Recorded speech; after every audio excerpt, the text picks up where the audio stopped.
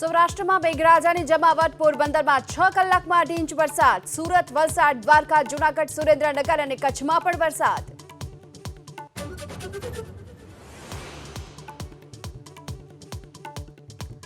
ચોવીસ કલાકમાં ફરી ચોમાસું સક્રિય થવાની અંબાલાલ પટેલની આગાહી. 5 થી 8 જુલાઈએ રાજ્યભરમાં ભારે વરસાદનું અનુમાન. જુલાઈ મહિનામાં નદીઓમાં વધશે જળસ્તર.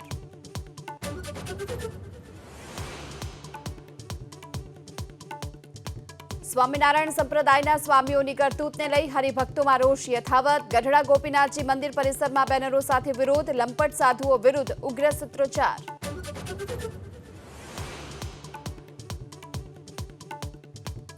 ભાવનગરમાં નશાના કાળા કારોબારનો પર્દાફાશ. મોતી તળાવ શેરી પાસેથી 4 કિલો ગાંજા સાથે મહિલા સહિત 2ની એસઓજીએ કરી ધરપકડ.